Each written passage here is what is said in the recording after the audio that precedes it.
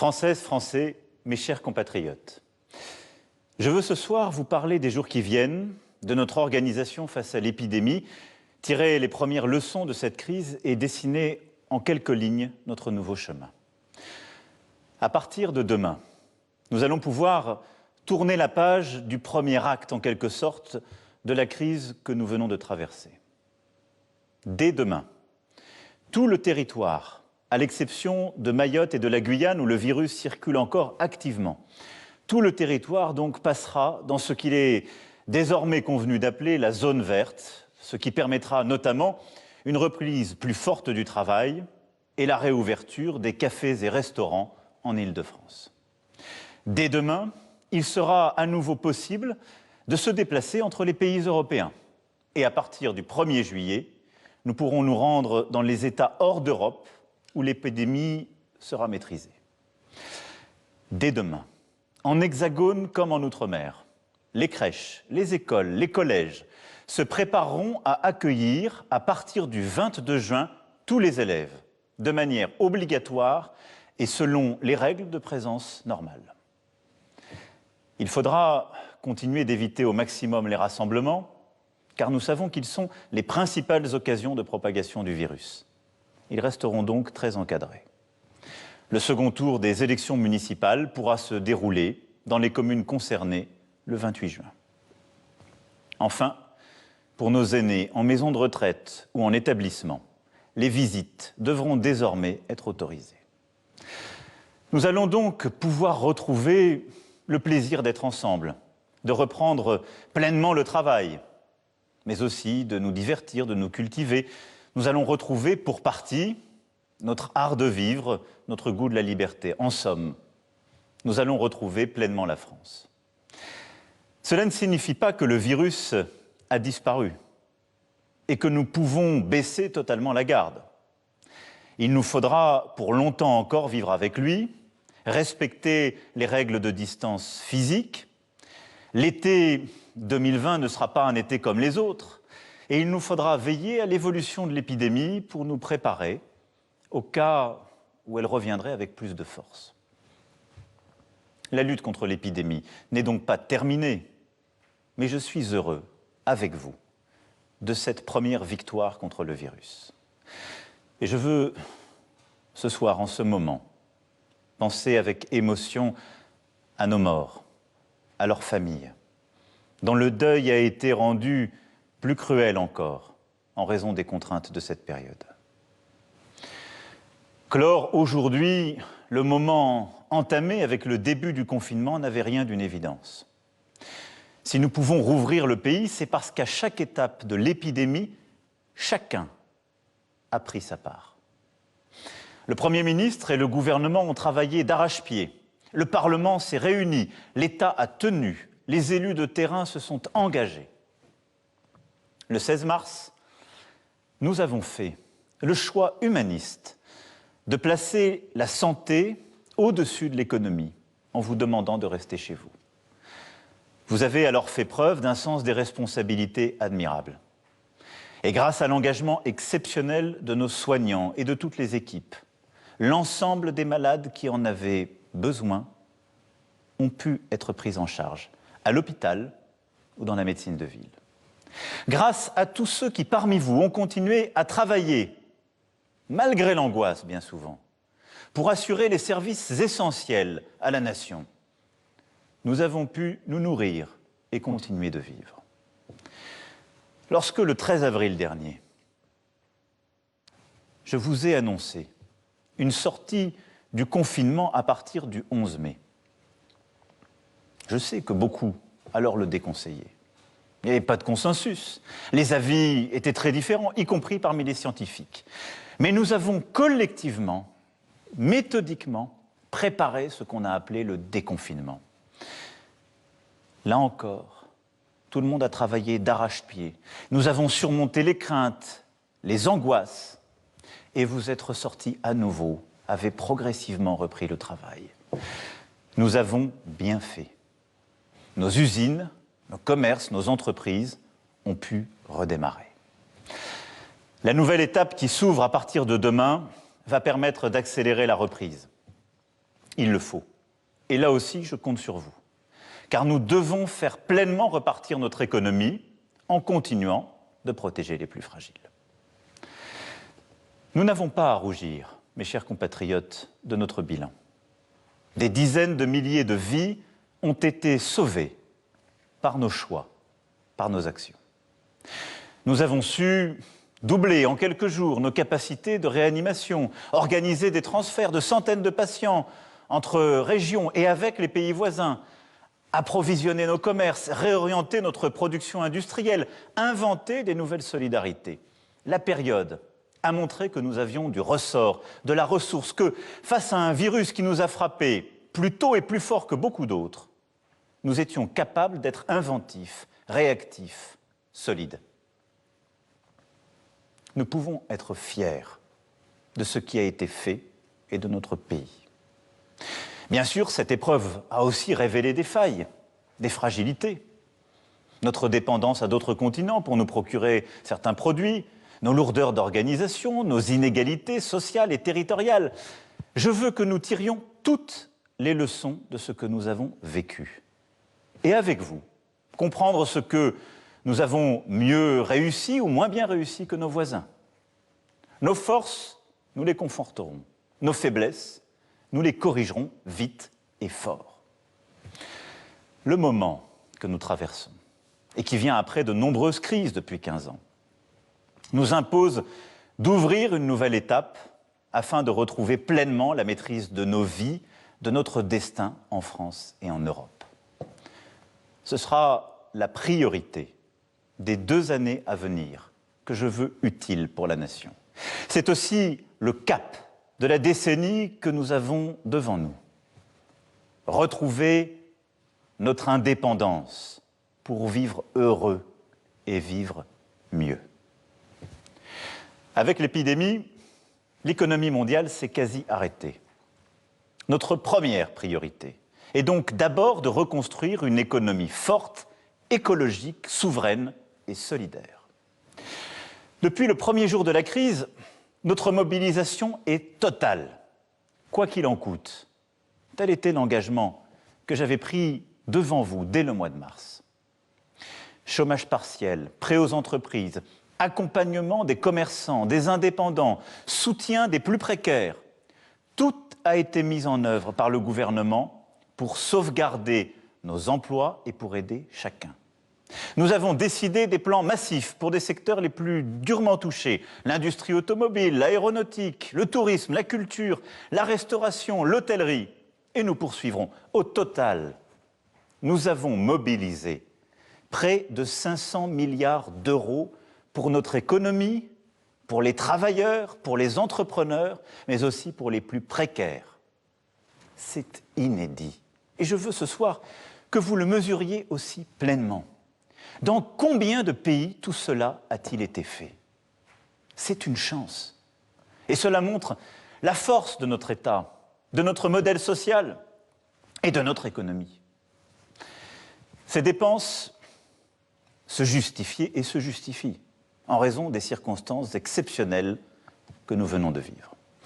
Mais elles viennent s'ajouter à notre dette déjà existante. Nous ne financerons pas ces dépenses en augmentant les impôts. Notre pays est déjà l'un de ceux où la fiscalité est la plus lourde, même si depuis 3 ans, nous avons commencé à la baisser. La seule réponse est de bâtir un modèle économique durable, plus fort, de travailler et de produire davantage pour ne pas dépendre des autres.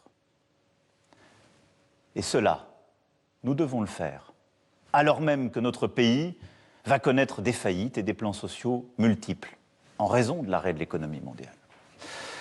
C'est pourquoi j'assumerai avec vous, avec toutes les forces de notre pays, avec le tissu de nos entreprises, avec nos salariés comme nos indépendants, nos corps intermédiaires, je m'engagerai dans cette reconstruction économique. Il nous faut d'abord tout faire pour éviter au maximum les licenciements. C'est pour cela qu'avec les syndicats et le patronat, nous avons lancé une négociation pour que dans toutes les entreprises, nous arrivions à préserver le plus d'emplois possible malgré les baisses d'activité.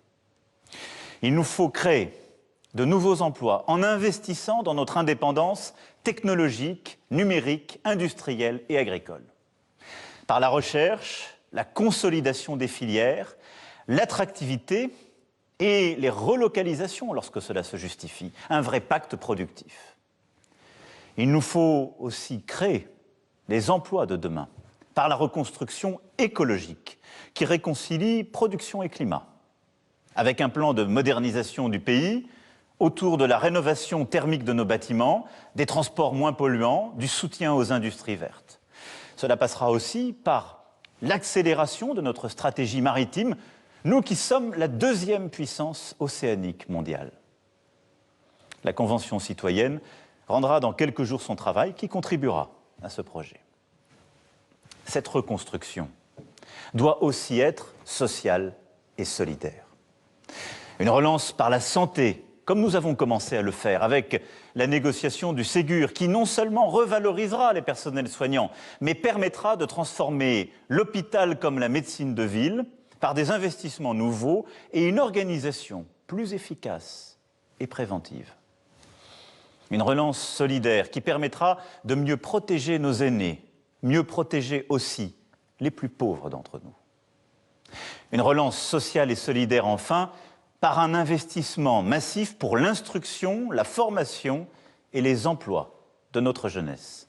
Nous le lui devons. Nous lui avons tant demandé durant cette période. Elle va encore avoir un été, une rentrée si difficile, et c'est elle qui porte la dette écologique et budgétaire de notre pays. Ce plan de reconstruction se fera avec l'Europe, qui, après des débuts timides, s'est hissée à la hauteur du moment. L'accord franco-allemand autour d'un endettement conjoint et d'un plan d'investissement pour redresser l'économie du continent est un tournant historique. En empruntant pour la première fois ensemble, avec la chancelière d'Allemagne, nous proposons aux autres États européens de dire « nous » plutôt qu'une addition de « je ». C'est le résultat d'un travail acharné, initié par la France, et que nous menons depuis 3 ans. Ce peut être là une étape inédite de notre aventure européenne et la consolidation d'une Europe indépendante qui se donne les moyens d'affirmer son identité, sa culture, sa singularité face à la Chine, aux États-Unis et dans le désordre mondial que nous connaissons. Une Europe plus forte, plus solidaire, plus souveraine, c'est le combat que je mènerai en votre nom dès le Conseil européen de juillet et dans les 2 années à venir. Cette reconstruction économique, écologique et solidaire sera la clé de notre indépendance. Elle sera préparée durant tout l'été avec les forces vives de notre nation pour être mise en œuvre au plus vite. L'indépendance de la France, pour vivre mieux, exige aussi notre unité autour de la République. Tel est le 2e axe de cette nouvelle étape. Je nous vois nous diviser pour tout et parfois perdre le sens même de notre histoire. Nous unir autour du patriotisme républicain est une nécessité. Nous sommes une nation où chacun, quelles que soient ses origines, sa religion, doit trouver sa place. Est-ce vrai partout et pour tout le monde? Non. Notre combat doit donc se poursuivre, s'intensifier, pour permettre d'obtenir les diplômes et les emplois qui correspondent aux mérites et talents de chacun, et lutter contre le fait que le nom, l'adresse, la couleur de peau réduisent encore trop souvent dans notre pays les chances que chacun doit avoir. Nous serons intraitables face au racisme, à l'antisémitisme et aux discriminations, et de nouvelles décisions fortes pour l'égalité des chances seront prises. Mais ce combat noble est dévoyé lorsqu'il se transforme en communautarisme, en réécriture haineuse ou fausse du passé. Ce combat est inacceptable lorsqu'il est récupéré par les séparatistes. Je vous le dis très clairement ce soir, mes chers compatriotes, la République n'effacera aucune trace ni aucun nom de son histoire. Elle n'oubliera aucune de ses œuvres, Elle ne déboulonnera pas de statut. Nous devons plutôt lucidement regarder ensemble toute notre histoire, toutes nos mémoires, notre rapport à l'Afrique en particulier, pour bâtir un présent et un avenir possible d'une rive l'autre de la Méditerranée, avec une volonté de vérité et en aucun cas de revisiter ou de nier ce que nous sommes. Nous ne bâtirons pas davantage notre avenir dans le désordre.